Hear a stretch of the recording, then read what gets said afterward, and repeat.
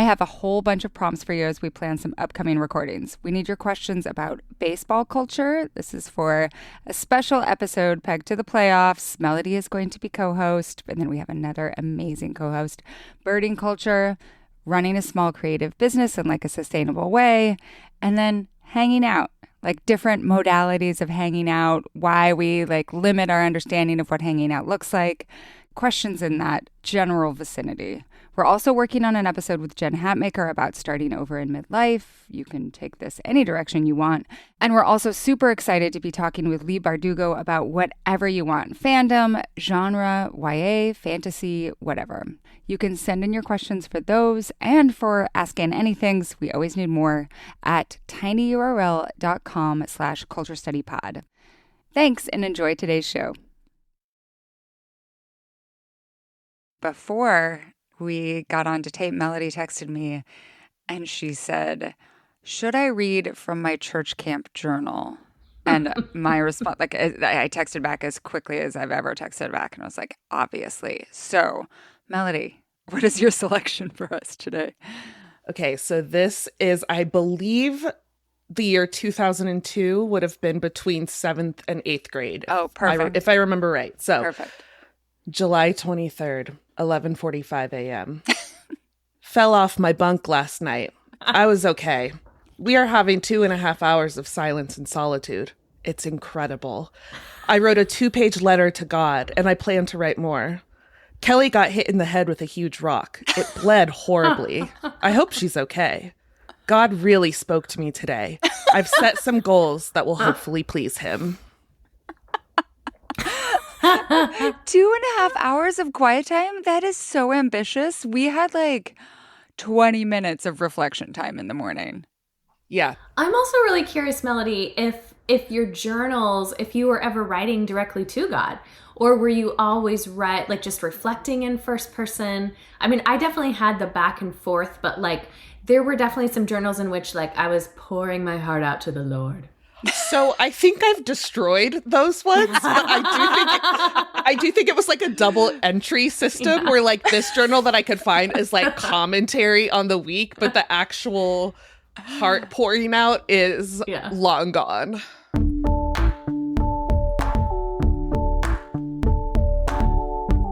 This is the Culture Study Podcast, and I'm Anne Helen Peterson. I'm Cara Meredith, author of Church Camp, Bad Skits, Cry Night, and How White Evangelicalism Betrayed a Generation. Okay, so all three of us are very familiar with church camp. I went to church camp from grade 2 until I was still attending as a counselor who was working as like a youth intern at my church, like up until age 20. I was very deep in it. And when I was in high school, I was spending probably half of my summer there, both as a camper and as a counselor, unpaid, of course. And then as a staff member when I graduated from high school. I think we should, just for people who are unfamiliar, what are we talking about when we're talking about white evangelical church camp in specific?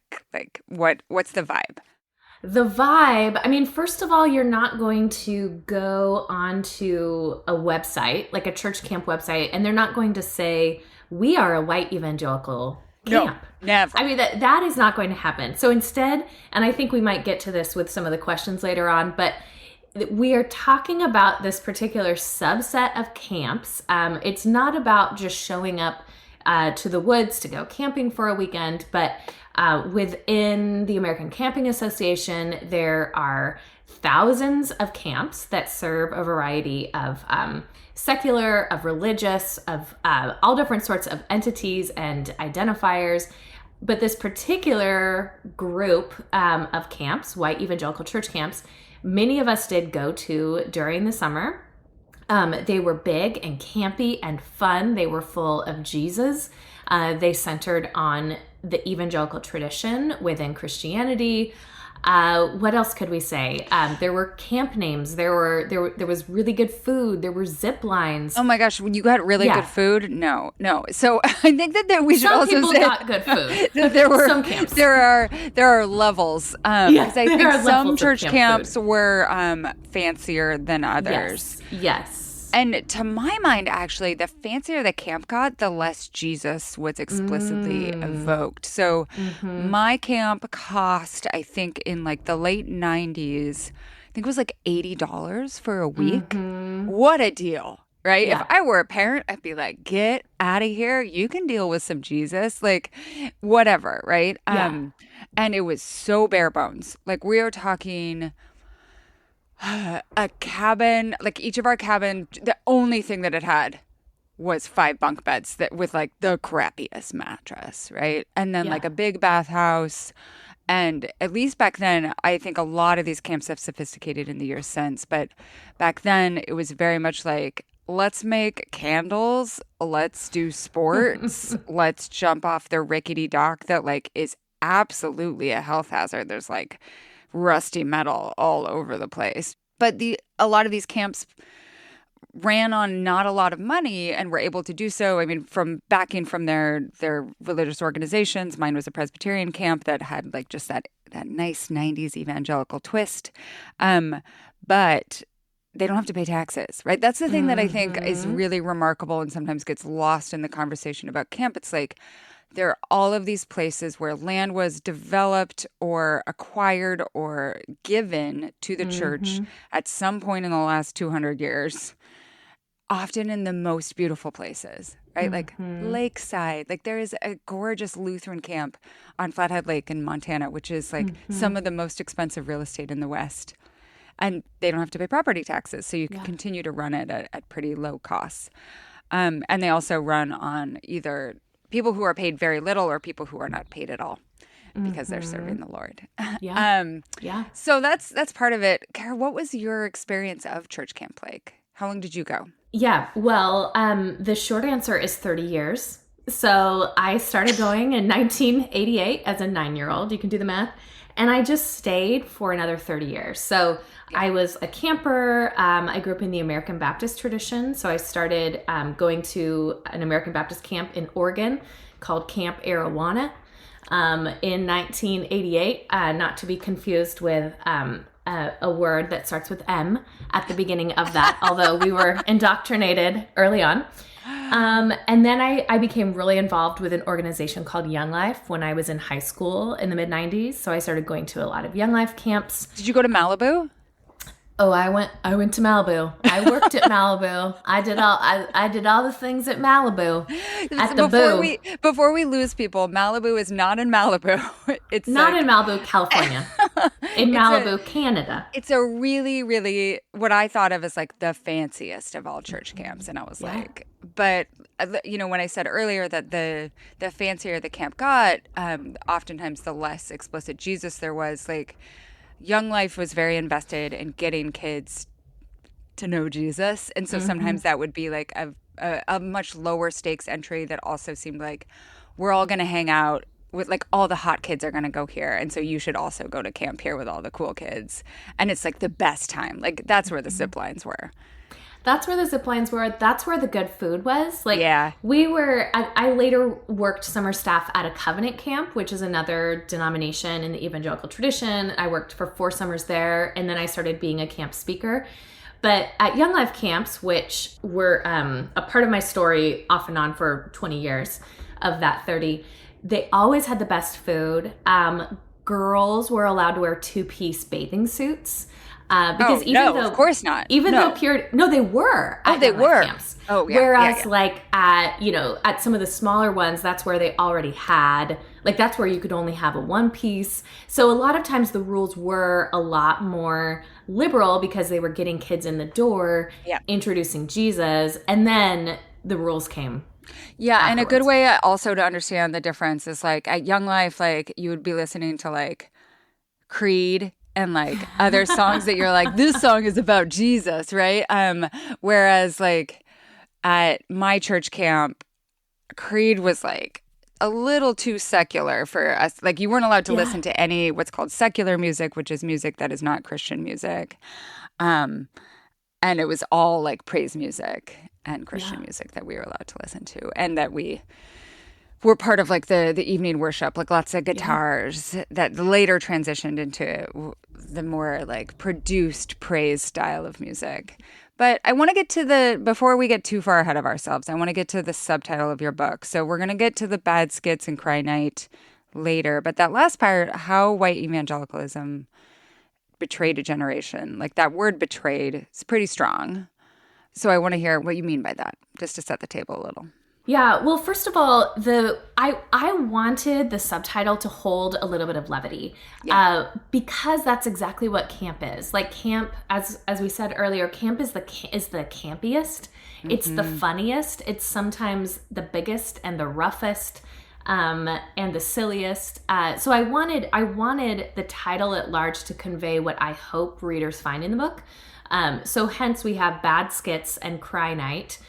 Which especially if people have been to camp, evoke memories, most likely. Mm-hmm. But then, like you're asking, you have that subtitle, How White Evangelicalism Betrayed a Generation.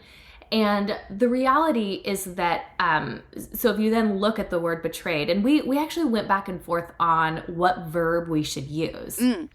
We, as in both my writing partners and the publisher, my editors, going, okay, is betrayed too much? But I think there is oftentimes, if you look at the end result of what people are unpacking, millennials and Gen Xers, those of us who went to camp in the 90s and 2000s and beyond, what we're unpacking when it comes to harmful theologies, when it comes to messages of shame and guilt, in particular around women's bodies, when it comes to patriarchal values, when it comes to exclusion toward the LGBTQ community, and in particular people of color, when we look at all of those things as a whole, there is a betrayal that has happened toward particular people groups, but also in this environment. To me, there's a betrayal toward and with who God really is, and God's intention. Yeah, that sets it up. So our questions today are all from listeners who are trying to make sense of what they experienced at camp. And I think that this will allow us to explore a lot of different facets, both of your book and just of like the camp experience. So let's start with this one from Jordy, which Melody's going to read. Church camp in the 90s when I went was very us versus them. Quote, in the world, not of the world, I roll. And I wonder about the through line to the insularity of the Christian right. I mean, we were being taught to love our neighbor and asking what would Jesus do, and also actively pushing away from anything outside of ourselves. How are these things connected? Why is there such a tendency towards separation in this particular culture? At this point, I have to recommend the episode of this podcast that we did about Christian music, because for me, it unlocked a lot of the goals of the Christian music industry in terms of creating an entire genre, like a way for someone to pursue this experience of the world that is only through the Christian lens. Right? Or even like the popularity of Christian bookstores at that time. Like there was this idea that like somehow, and this was pre-widespread of the internet, like there was this idea that you could somehow insulate yourself from all exposure to the outside world, and that was the way to live the most godly life, right? Is to reject the secular influences. So, but this part that Jordy does in the second part of the question where it connects it to the insularity, right? Like the idea that like, I don't know, like the always turning inward. What does this make you think of? Jordy, I think with this question, I think first of all about white evangelicalism as a whole. And again, my book is about, I mean, it's titled Church Camp, and it's obviously about church camps. But it's also about white evangelicalism, like all of it. And so probably like Leah Payne did last year in that episode, just as she was defining the CCM industry, there's also, I think you have to also take a step back and define white evangelicalism. So right. if you look at evangelicalism, there's so many different ways that you can define it. So you can define it by beliefs, belief system, like the Bebbington Quadrilateral. That's where there are 4 different markers or identifiers that evangelicals are known by. You can also identify evangelicals by voting habits. So that's been a huge way that people have identified evangelicals, especially in the last 10 years. You look at the 81% that voted Trump into office in 2016, the 84% that voted him into office then in 2024. Again, those are white evangelicals who are predominantly voting him in. But then you can also look at the conversations that happen that folks are engaging with. So there's one historian, his name is Daniel Silliman, and Daniel says that you can look at the reading habits of evangelicals over the last 30 years, and that will give you an idea of the values that they most espouse. So that's where you then see rugged individualism and choice. Those are values that those who identify as evangelicals, or that we would identify by evangelicalism, those are values that they really carry with them. So you have these shared values, and with that, you have a shared experience. And so in a place like church camp, which almost then operates as this utopia, this perfect place of shared values and conversation and understanding and whatever else, where as long as you believe the right things and say the right things and do the right things, then you are in. Then there's also within this utopia, this utopian setting, there's also exclusion that happens. So Kristen Dumais says that oftentimes evangelicalism is defined by exclusion. You can look at the history of it and see the exclusionary practices. So you can see how there's an exclusion toward people who don't believe that the Bible is the literal word of God. But then it starts to extend. It might extend toward values about men and women. Like we see that now with different bills that are in the House. Yeah. But you then see that when it comes to anti-LGBTQ rhetoric or everything that has happened this last year around issues of DEI. So there are these shared values that are in that. And within that, because there are shared values and shared understanding, that is part of what is creating the separation. So I think that's when I thought about your question, Jordy, that was the first thing that came to mind. There were a couple different places I thought about going, but I was like, this is what is most valued, and really like creating these places, whether they're denominational or non-denominational or through a parachurch, they're instilling the values within children and really within the next generation, who are going to become grown-ups and who are going to, hopefully influence culture. The idea of camp as this experience of utopia is so useful to me because I think that is what makes it such a persuasive tool, especially with children. It's like, this is what it could be like to like have fun all the time. I just have to sometimes read the Bible. We get to sing songs every night. There are older kids in their teens who are interested in us and take care of us, and there's no parents, and we get to sleep in bunk beds. It's just the most fun, right? Or like when you're a teen, there's no school pressures. We're just flirting, but it's a safe environment where it's okay that we're with other kids in spaces all the time. And it teaches you too that okay, what if I want this all the time?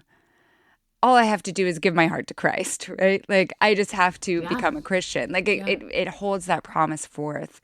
And it's not necessarily an experience that you get in every day, but then your life rotates around. I think anyone who went to these camps, maybe also if they were part of youth group, you got a little bite of it every week at youth group. And then if you did the weekend retreats, which we did throughout the year, every quarter, there was one where you went on an overnight. And it was a little bit more of that camp experience. And it was an incredible place of it was safe socialization, right? But it was so exclusionary. You had to constantly, especially as a woman, be what are all the parts of me that are bad and that I should feel bad about? And I cannot imagine how difficult it would have been if you were gay and you were trying to process this. Just horrible to be told over and over again that this way that you felt inside was the most sinful thing.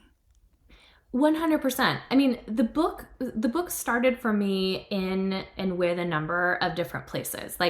It started with this this question of the both and, as far as when in my life was there an experience of the both and. in which I felt the tension of two opposite things being true at the same time. Yeah. And for me, Yeah. that was camp, where it held so many of my dearest memories, and it was a place that I felt was problematic. But the question also began with wondering if I could send my own kids to camp, or at least to the Right. camps that I went to as a child and that I worked at as a grown-up. But then third, it also started with a question of wondering about the harm that was happening, that was taking place, the exclusion that was taking place toward women, people of color, and the LGBTQ plus community specifically. And so the impetus of those three together, that's what birthed the book. And with the almost 50 people that I interviewed, there was some facet of understanding and of understanding, but also of having experienced exclusion in these environments, perhaps except for the white straight males that I interviewed, that was true of everyone. So those parts of their identities and or of their personhood that they could absolutely not do anything about were the very parts that camp excluded. Yeah. The one thing I'll say that camp does to white straight males, like this is the only time in life that I feel like, oh, this is also rough on dudes, is like the incredible focus in those boys' cabins on masturbation and on like stopping masturbating. Like that would be so hard to deal with that and to feel just horrible about it all the time. But we can get into that. They might be feeling bad about masturbation, but like women, young girls are made to feel bad about the entire bodies and I know, totally. personhood and their identities. Not equal, but there is some sexual shaming.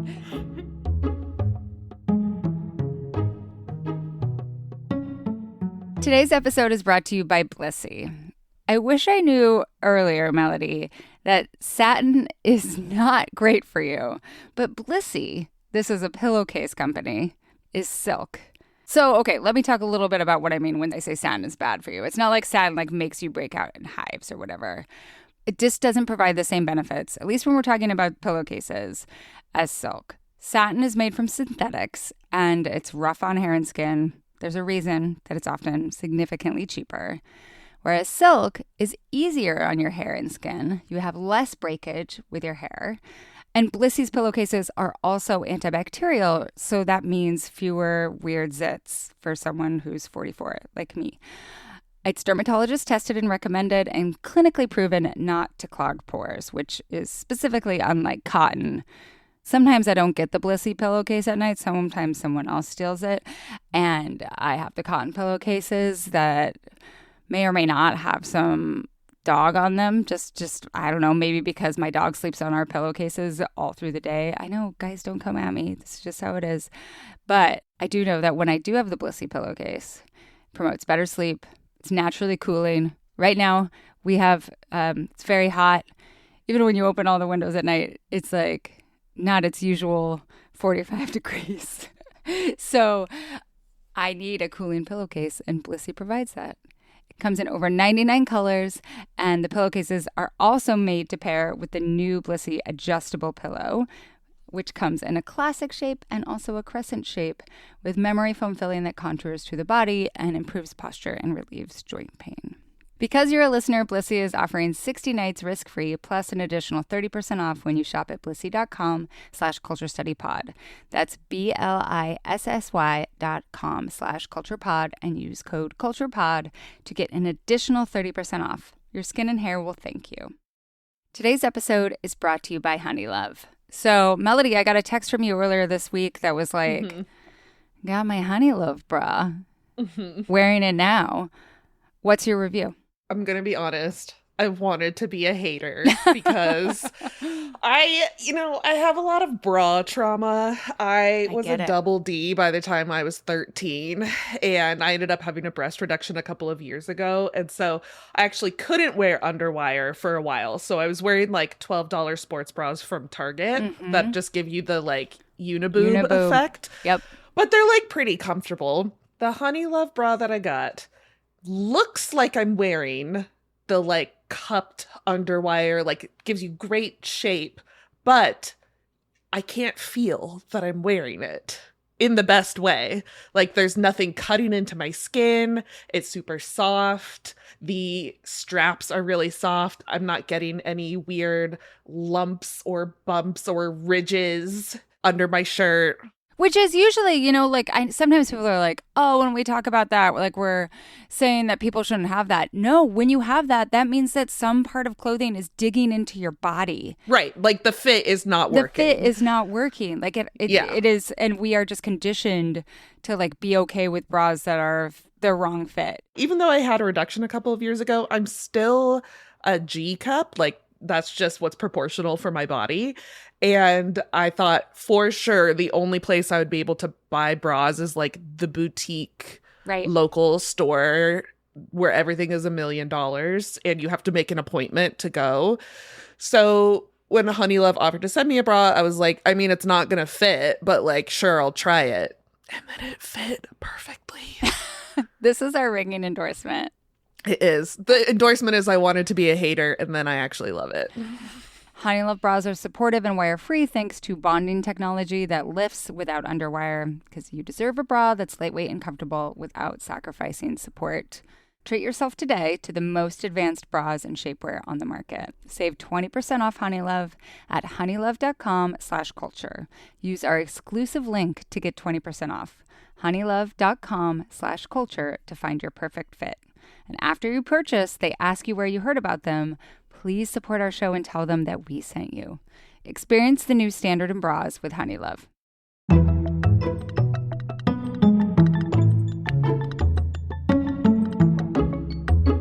Okay, our next question comes from Olivia, and I just love this question, so can't wait to hear more. I went to an evangelical summer camp from age 8 to 18, and I absolutely lived for it at the time. It was fun forward. Spirit days, horseback riding, high rope, zip lines, the blob, a giant food fight.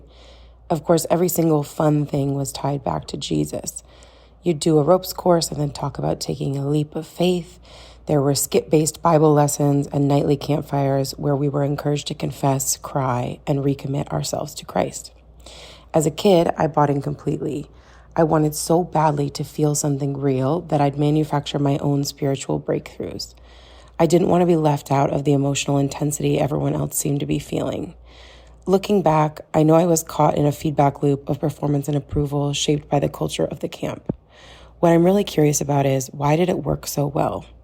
What were the emotional, psychological, and social forces that made the drama of it all feel so profound and irresistible for so many kids? Or was it just me? Especially those of us who now look back with a very different lens. First of all, Olivia, it definitely wasn't just you. Let's talk about Cry Night. What is Cry Night?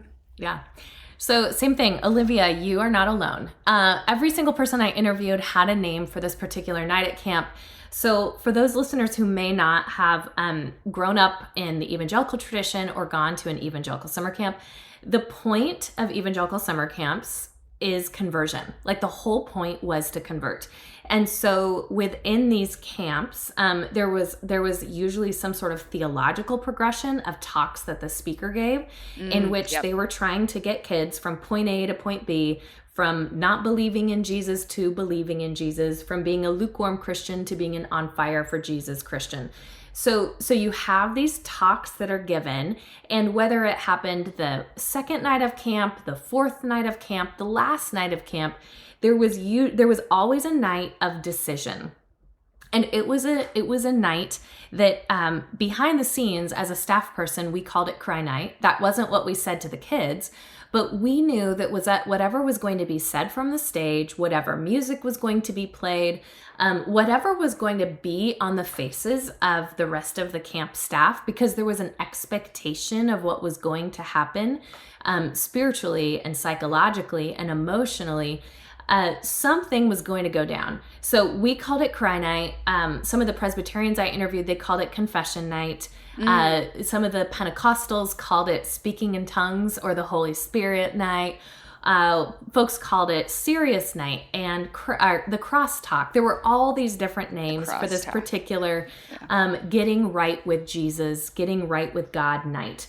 But I think about this one woman I interviewed, and I write about her in the book, but she just said, what do you expect when kids are hyped up on sugar, when they're staying up late, and then when everyone else around them starts crying. What do you expect? How do you expect them to react when groupthink and emotionality comes into play, when there's an expectation on behalf of the staff members? And again, then also when one girl starts crying, and we don't want to just say girls, maybe it's a boy also, but when one child starts crying and then everyone else starts crying as a result. So you are not alone in this. There have been numerous studies, and I think for a lot of people who are unpacking their experiences within these environments, that's where they look back and they just go, okay, but how was it not manipulated or coerced when all of a sudden, in my generation, it was all of a sudden Michael W. Smith or Jennifer Knapp starts playing in the background, or the guitarist starts playing this music that just makes you, music is evocative. There is power to music. But when that purposefully happens and is purposefully paired with a message that is emotional, that is trying to get a reaction, trying to produce a reaction and or a response, a lot of times a yes or no response, are you going to get right with God, response in the listener. Yeah. It's kind of like, I think of it as the narrative plotting of a movie, right? Yeah. You are reaching the climactic point here. And of course you want to do the thing that other people are going to praise you and be like, yes, this was what it's all about. All the adults, all of the teenagers, all the counselors are going to be like, this is amazing. My camp was, I think there weren't a ton of people who didn't already consider themselves Christians. Mm-hmm. So there was a lot more, and amongst my friends too, we all were the gung-ho camper people. So we were very much it wasn't ever oh, this person came to Christ or anything like that. But what happened in hindsight was that it was really playing on this feeling of I'm with my friends for a week, and my friends came from all over the Pacific Northwest Presbytery, inland Pacific Northwest Presbytery. So there were a lot of people from places 2-3 hours away who I didn't see the rest of the year. And I was like, this is so intense. This is so special. Mm-hmm. And where else does a tween or teen have a sanctioned place to just fucking cry their eyes out? Yeah. Just be incredibly sad and love, to express feelings of I care about you guys so much, this is so special, right? It is so rare and so cathartic. Yeah, it felt really good. Yeah. And I think that's sometimes hard to recover is how good it felt. It wasn't until I was a counselor that I began to feel the ick. Yeah. Well, and for me there was also, I think there was that piece, but there was also a level of performance. Oh, and yeah. So everyone else is crying. You don't want to be the weirdo who's not crying and swaying with your arms around each other. So, I have an essay in the book. It's an essay of my 10-year-old self, and I'm at Camp Arowana. And so Camp Arowana it still is around. It's in the Mount Hood National Forest. So it gets real cold there at night.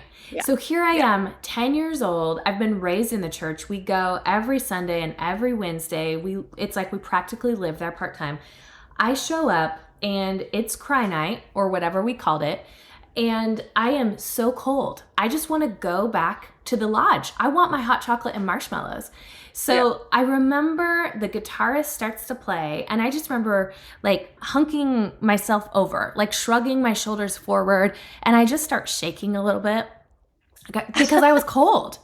Yeah. All of a sudden, I start feeling these hands, these little hands on my back. And I'm like, why are people touching me? And then I start feeling my counselor, my cabin leader, and she's kind of petting my back. And she's like, it's okay, Cara. It's okay. And in this moment, I don't realize it, but I have such a visceral memory of this. And that's when I remember, holy shit, they think that I am crying and coming to Jesus. And so instead of saying, yeah, you're right, I'm not really having a moment with God, I just keep going. And I just keep convulsing and shaking. And pretty soon I'm like wiping saliva from my mouth and I'm putting it under my eyes. Kid you not. I was pretending as a 10-year-old to like have this moment with Jesus. And I was so rewarded because it was exactly what they wanted.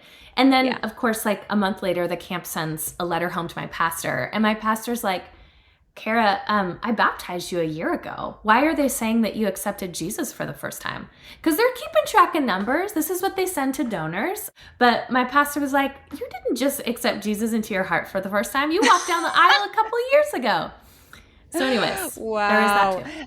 And that's so interesting because since my camp was Presbyterian, there was no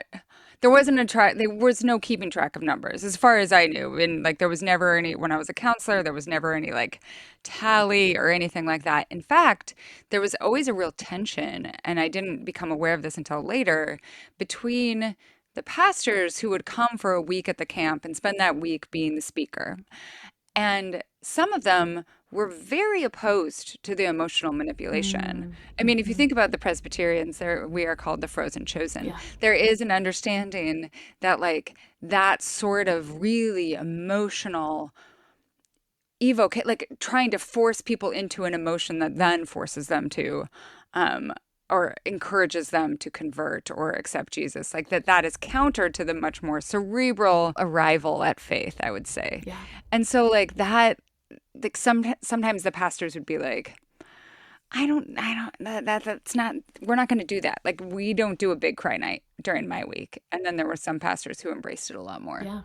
But that to me is one of the most fascinating pieces and or parts of the story. I mean, this is what I go into a ton in chapter 6, but it's all about the transactionalism, consumerism, capitalism often found in these environments.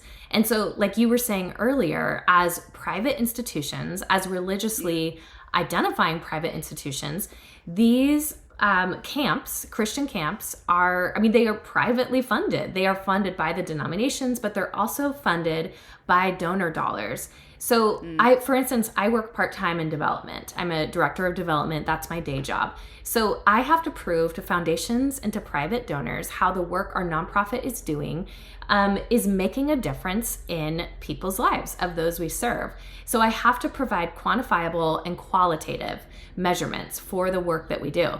In the same way, even if certain camps weren't, a good majority of camps were proving to donors and or to their private funders that real change was happening. And one of the only qualitative ways that they were and or are able to prove it is by the number of conversions, by the number of kids who say yes, by the number who recommit their lives.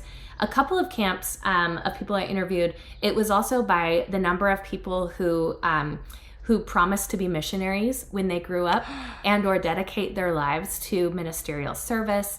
So they're taking all of these different qualifiers and they're saying, this is what we can give as far as numbers go. And that's also part of the ick, like you said, where it's just like, how do you actually quantify that? You can't. Right. Okay, this next question is about another part of the message that we would get in camp. There's so much to talk about here. This comes from Emily. I attended Evangelical summer camp every summer from 2003 to 2014 and had purity culture drilled hard into my head. I felt so guilty for having my first kiss at 18 that I confessed to my mom in tears. She was like, okay. I've since told her a lot about the crazy purity culture I heard and was made to do at these camps, and she's always a little shocked. I guess purity culture wasn't as big when she would have attended camp, but I'm so confused by how little she knew about what camps were teaching girls. How did that shift come about so quickly, and how did it stay relatively undercover for a lot of parents who probably would have objected if they had known? I have found this to be a really common experience, and it has come up in the conversations that I've had with my mom, who was a very active part of our church and like was a youth group leader for some time, but like clearly wasn't wasn't going to camp with me. And I know Melody experienced something similar. Like our parents' generation did not experience that same, like there was obviously so much shame around sex, but it was not purity culture as we understand it now. So where do you see the shift happening? Wait, do you want me to read my journal entry for this part? Oh God, Melody. Yeah, do that. And also keep you coming in and being like, do you want me to read my journal entry? Because people are going to love that. Yes, okay, Melody, read this it. is just like a taste. So these are like, this would be permissible in court, you know, because like I took these notes live in a session. The session I have written down was called Mind Trap. Okay. Our identity in Christ. He is our lover. We are his beloved. He will do anything to get us back. He is after us. Laughter, tears, and all. And then the next section is titled Virtuous Dating. It is not. Also, remember, I was 12. It is not dating for fun. Dating for fun is common, and its main purpose is that you're not lonely on weekends. It's not dating by emotion, which is based on quote unquote instinct, because feelings waver, and dating by emotion is easier than listening to God. It seems right at first, but not a year later. We, as in girls, initiate and manipulate. Initiating is not our role. Our role is to pray and wait. And our purpose in life is not to get married. And then I wrote purity underlined. And I said, we are not to be a stumbling block for our brothers. And then in Stumbling all block. caps, dress proudly, exclamation point. Oh, Melody. Yeah. Melody, it was one of those when I was starting to write the book, I was sad for about 15 seconds because I had a burning party a number of years ago with some friends in which I burned a bunch of my journals and a bunch of these different proofs that would have held up in court. So part of me, again, the 15-second part of me wishes that I too had these journals, but I'm so glad that you have them to further prove the point of what we're going to talk about. And now that it's on the record, I can burn them, so. I think that I had it slightly less because I wasn't getting those messages in my home church as strongly. I guess I was getting them somewhat. I should give the context that this would have been in the Bible Belt in Middle Tennessee and a Southern Baptist camp. So that's also like very culturally significant. Yes. Totally. Yeah. Totally. I mean, I think in answer to Emily's question, I mean, there's obviously so much we can unpack here. So Linda K. Klein, who wrote Pure, a book that I highly recommend if people haven't read, which is all about the purity movement. She's done the most work on this, but the purity movement started in the 90s. Camp reached its height, like the height of Christian camping, of white evangelical camping was 1996. Really? So I that think was the height? Answer, yeah. Wow. That was the height, yeah. So to start off, there was such a natural pairing because of how the two coincided together, like literally the timing of both. So I did not grow up in the South. I'm purely a West Coast mutt, Oregon, Washington, and California. But it was 100% a part of my adolescence. And I would say a part of my adolescence really from pre-teen youth group days all the way through late adolescence, like literally into my 20s. So not even still getting to the question. I mean, I remember like learning how to date for the first time in my late 20s. And part of it was starting to unpack and give myself permission to simply get to know people, which was the antithesis of what you were just saying in that journal entry, Melody. But you have, I think it's helpful for people if we unpack what purity culture is. So if we can maybe talk about that for a minute. But you have purity culture, and what that is, it's an abstinence only movement, and it was targeted again specifically to teens and adolescents.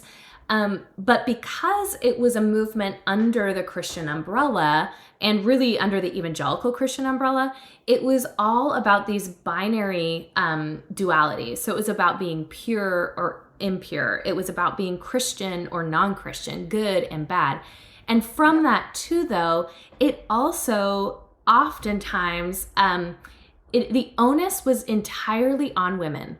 So men, and this is what we talked about a little bit with the couple of sentences on masturbation, But for men in the purity culture, it was all about a man's mind. So it was training their mind to control their body. But for a woman or for a young girl, it was all about their body. It was all about what their body did. So it was learning to control their bodies, really to respect and honor men, which was then a facet of complementarianism, which is something in the church. But it was to the detriment of women too. So that's where at a lot of camps, women or young girls had to wear a one-piece bathing suit. They were told not to make purple. That was almost part of the subtitle of the book. Wait, what's not make purple? So making purple is girls are pink and boys are blue. And you are not to make purple when you are at camp. So in other words, you're not supposed to get together. Now, there's nothing in that that's being said about like pink and pink going together or blue and blue going together. But you had, so the bathing suit rule, making purple, but there were also oftentimes sexual metaphors that were used to the detriment of women. So women were compared to being pure was compared to a shiny brand new car. Being impure was compared to a beat up car that's only going to get you $200 at the resale lot. Right. So all of these things continued, but women were made to feel responsible for men, which is exactly what Melody just wrote. But that was exactly how we were most loved by God, and or accepted by God. So that, I guess that's part of where I'll start with the answer and or for us to get into conversation. Yeah, no, I think that like very clear, like that binary between like good and bad, pure and impure, that like once you have one drop of impurity, you either like that you're ruined, right? And you have to like re-virginize yourself in order to like unruin yourself, which is something that people did, was like take a renewed pledge of virginity. And also just like creates so much shame around any sort of like sexual experimentation or exploration. Like, I'm not just talking about sexuality, I'm just talking about masturbation, making out, like all sorts of things, right? Just like figuring out what you like and acting on urges that, like, if we're going to be biblical, like at the age that we were when we were going to church camp, like all these people in the Bible were getting married. So it's a very different scenario. I do think that like that idea that our parents didn't know is so interesting, right? Like that they didn't know the extent or the direction of some of the indoctrination that was happening at these camps. Yeah. And like some of it, I don't know, if my mom asked me about camp, like I wasn't going to be like, and then we had this talk about purity culture, right? And like my mom didn't have access to the sermons or any of that. Like there was not a really straightforward way to discuss how that was happening. But I think it was very common. And it makes me really sad because I think a lot of our parents wouldn't have wished that sort of self-loathing on us. Yeah. Well, and I think because the messages were also so implicit, it wasn't like it was just part of the ethos. It was part of the understanding. And so for a lot of our parents who perhaps grew up in the 60s or 70s, or even 80s, where there may have been more freedom, or it was an age of sexual experimentation or whatever else, there wasn't even that idea that this might be infiltrating and be influencing children. Yeah. It's one of those that in the same way, I didn't go home and tell my mom what was said, but I absolutely wrote the same things in my journal. And it absolutely stayed with me and shaped me and formed me to the point that now, as a 46-year-old woman, there are things that I'm experimenting and saying out loud for the first time with my therapist, going, oh, yeah, no, I never had this conversation when I was 22 years old because I was so in that world and dedicated to that world. Yeah. So I've done a number of events over the last 2 months, and I'm wrapping up now. But one of the events I did in Santa Cruz, it was with 2 queer identifying individuals. And so the audience was almost entirely queer as well. Yeah. And they both were big in the camp world. One of the women was featured in the book. So, but at one point, this woman in the audience stands up to ask a question. And she just said, I feel like there's such a disconnect with everything all three of you are saying, even though like, you know, you've done your work. But she said, I feel like there's such a disconnect. It's almost as if like your mind is like this balloon floating above your head, and there's this disconnect from your body. Like that's the way in which I hear you talking about your bodies. And I was like, wow, holy shit.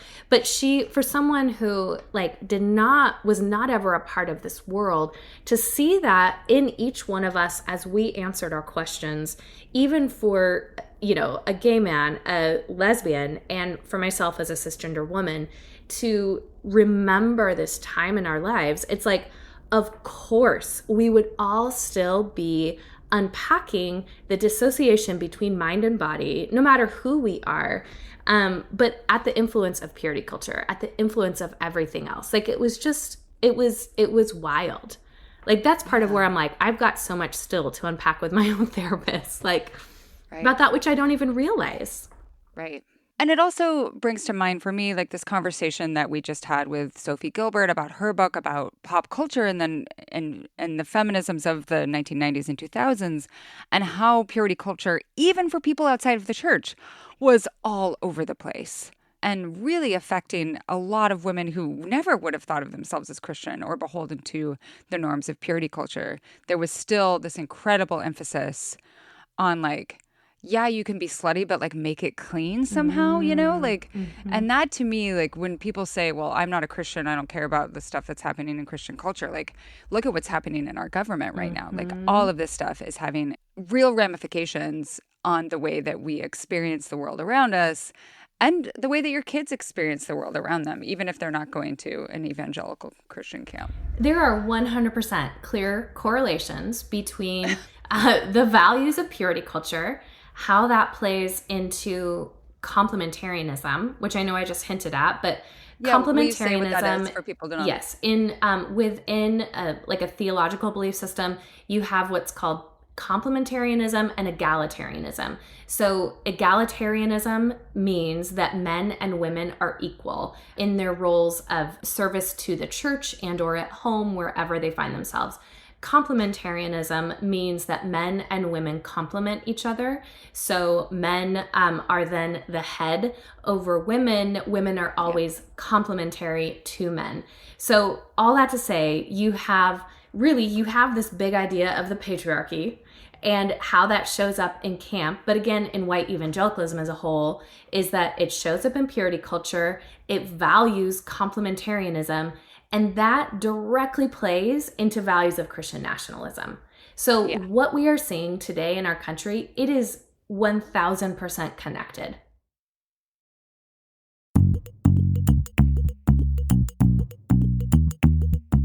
Today's episode is brought to you by ZocDoc. Okay, Melody, you have a good story for this one. Yeah, well, I am an older sister, and I therefore have to tell my younger sister how to live her life. And she's been having a persistent tummy ache. Sorry, Megan, to share your personal information in this ad, but a persistent tummy ache every morning for like a few weeks. And I was like, Megan, you need to go to the doctor. And she's like, I don't have a primary care physician and everything is so booked up and I'm not going to be able to get into one for like 6 months.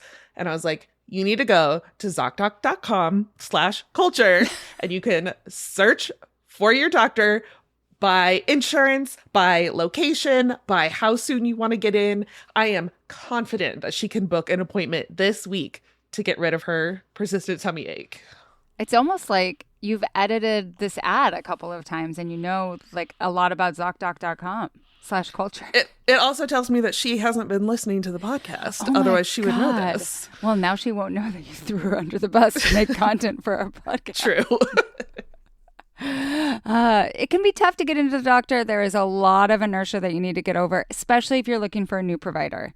This is a real problem. I know so many people who put off making an appointment simply because they cannot figure out, like, who takes my insurance? Will they, like, is there some weird online booking situation that, like, I don't know how to navigate? This happened to me with the dermatologist that I was recommended. It was horrible. I also hate making a phone call to make an appointment, and ZocDoc cuts that out completely. ZocDoc is a free app, and it's also a website where you can search and compare high-quality in-network doctors and click to instantly book an appointment. With ZocDoc, you can book in-network appointments with more than 100,000 doctors across every specialty. So we're talking primary care doctor, but also mental health, dental health, primary care, urgent care, everything. And you can filter for doctors, as we've said before, that take your insurance, are located nearby, and are a good fit for any medical needs you might have.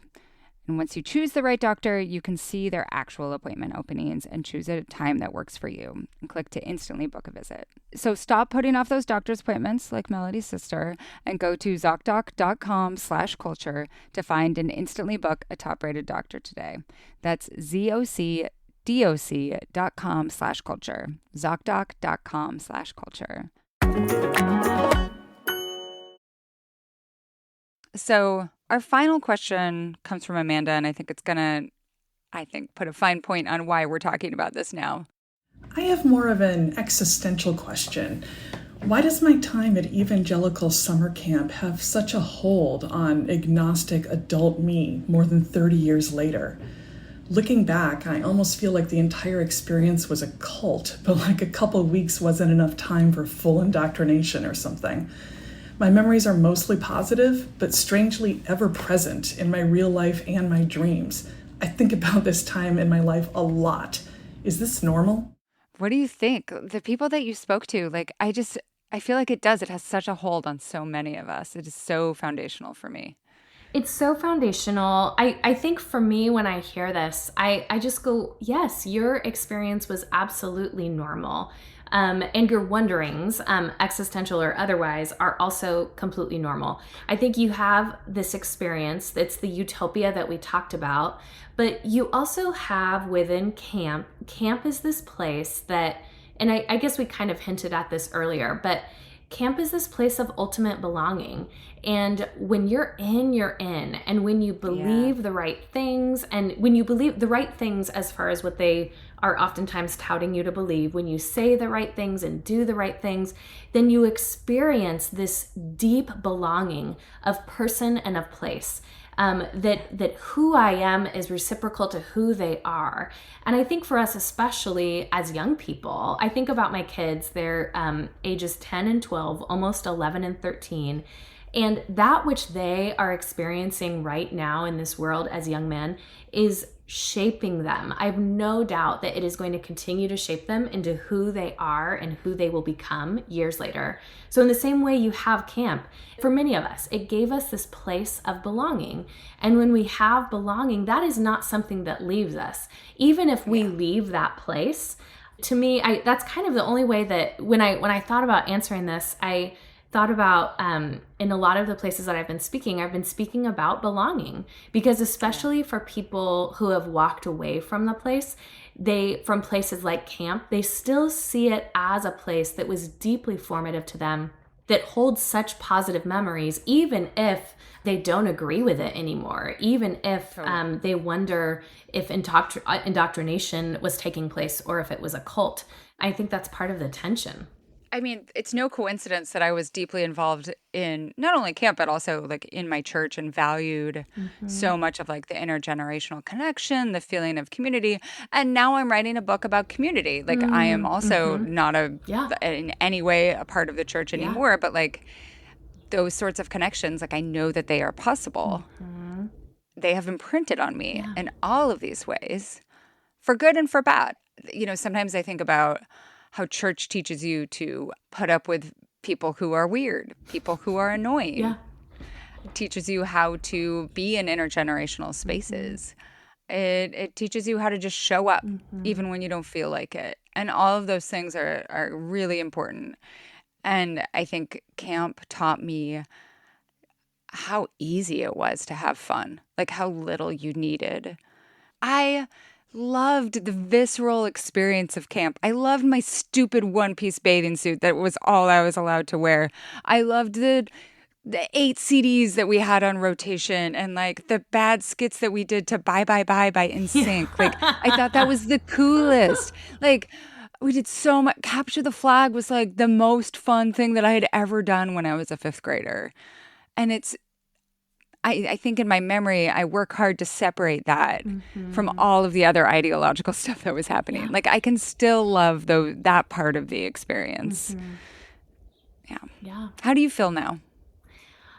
How do I feel now? I mean, this is the tension. And again, this is where the book birthed for me. So at my launch party, this woman stands up also at the end and she goes, this is a different night. And she goes, I got your book in the mail this morning and I read it this afternoon. And she said, I think this is your atonement. And I was like, oh my God. You know, she's like, wow. What do you think about that? But I mean, she had been like, I mean, I was a camp speaker. Yeah. For almost 15 years. Like these are the messages that I was giving. And I'm just like, yeah, I think this is. Yeah. And I will never stop atoning. But like, this is what I said to thousands of kids. Like, totally. Yeah. I do still find a home in the Christian tradition. I'm on the very far opposite side of it. I call the Episcopal Church home now. But that's where I see the harm that is happening, again, theologically, but also to particular people groups. And I'm not going to send my kids there. My boys are mixed race or Black, and depending on the day and on how they choose to identify that day. I also realize the exclusion that oftentimes happens in these environments to people of color in particular. And I know how important their racial identities are, and I'm not about to put them in a position of harm to the detriment of their identities as young Black men. Yeah. Yeah, we didn't even talk about how like whiteness is kind of the assumed status quo in these spaces. I mean, my camp experiences were incredibly white. And I think it's one of those things that like a white evangelical church, like they never say that they're white. And a lot of them aren't entirely white.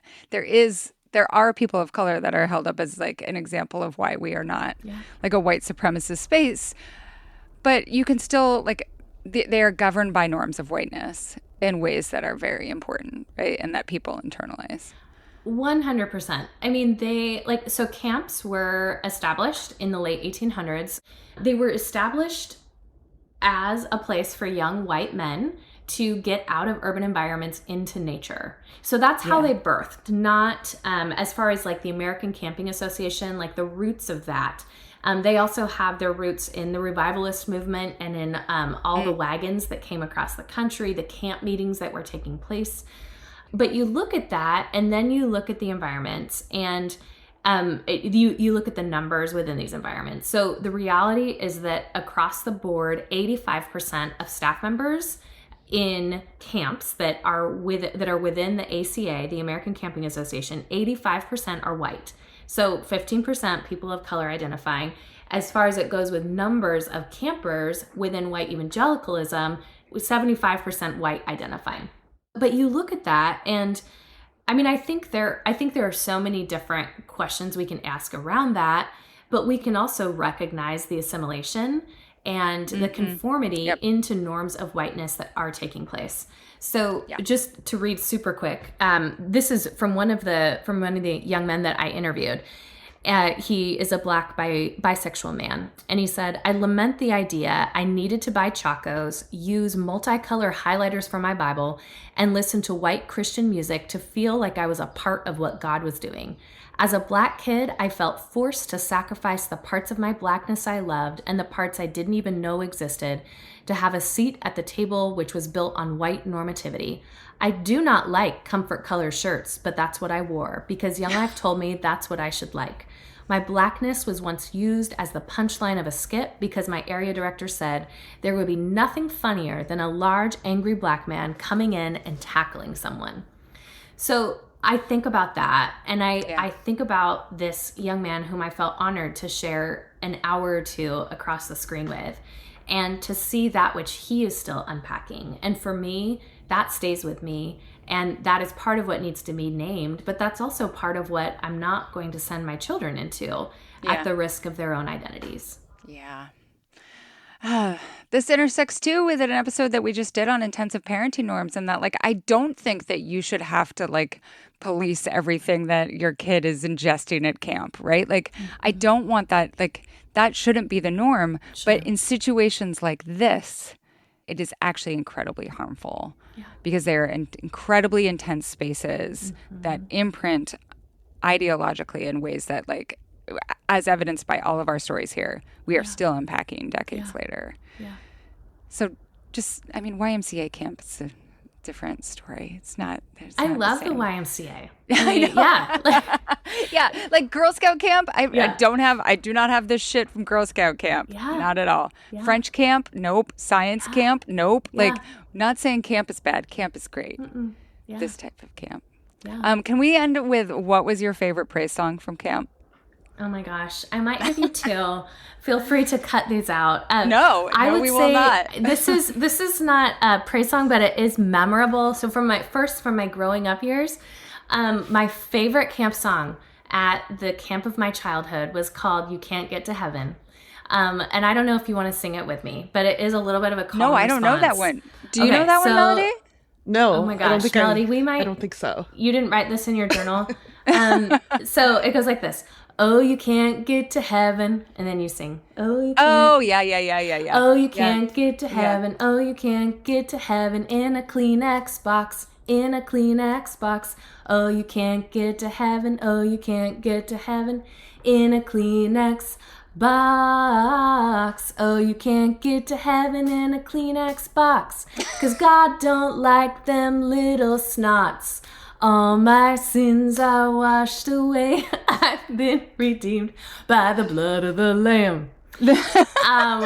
I'm kind of losing it because I can't look at you and sing it straight face. There's so much going on there. There's so much to unpack in that, but there's always blood of the Lamb, man. There's always and those little snots. But God don't like them little snots. It's a real tonal shift. Yeah. What about like this song that like you were like, this is the most beautiful praise song. Like this is the song that I always want to be last song. I mean, my favorite forever, and this also dates me, but I loved Seek Ye First. Oh, I love Seek Ye First. And the reason why is because I would sing the soprano part over the top. So I'd be like this. All of a sudden I would just bust out this angelic voice that's cascading down over the top.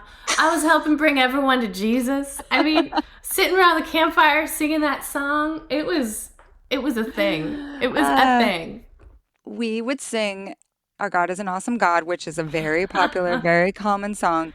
Not only did we use the hand movements, which were like bastardized sign language. They're not real sign language. Which were very important. But then at the very end, after the last verse, like you, and this is kind of the belonging thing, like you learned these traditions. At the end of the last verse, everyone got completely quiet. And this is the place where we sang was on logs on a beach, on the lake. And then you would yell, Jesus, like really loud so that it would echo. And hit, like, this is in Podunk, middle of nowhere, northeastern Washington. But there were like some meth trailers out along that lake that I'm sure heard Jesus every single night. So that's one of my favorites. This has been an emotional, wonderful episode. Like when we were getting ready to tape, I was like, oh, it's gonna bring up some shit. It's gonna be good. And I hope others who had no familiarity learned something about how we all got messed up, and those who did have some familiarity found it cathartic in some way. Yeah. If people want to find more about you and your work, where can they find you on the internet? Well, first of all, you can buy a copy of Church Camp. It is available wherever books are sold. You can find me on the internet, though. I am Cara Meredith Writes on Instagram, and then on Substack, I'm carameredith.substack.com. Amazing. Thank you so much. Thank you. Thanks for listening to the Culture Study Podcast. Today, paid subscribers got an Ask Ann Anything segment all about weighing the pros and cons of pursuing a PhD. My advice is Spicy. And it's not my usual advice because this is kind of not a usual question. If you want to support the show and get that bonus content, head to culturestudypod.substack.com. It's $5 a month or $50 a year, and you'll get ad-free episodes, an exclusive advice time segment, and weekly discussion threads for each episode. Current subscribers to the Culture Study newsletter also get a significant discount, so look for that link in the show notes. And be sure to subscribe to the Culture Study podcast wherever you get your podcasts. We have so many great episodes in the works, and I promise you don't want to miss any of them. If you want to suggest a topic, ask a question about the culture that surrounds you, or submit a question for our subscriber-only advice time segment, go to our Google form at tinyurl.com/culturestudypod or check the show notes for a link. The Culture Study podcast is produced by me, Anne Helen Peterson, and Melody Rowell. Our music is by Poddington Bear. You can find me on Instagram at Anne Helen Peterson, Melody at Melodious47, and the show at Culture Study Pod.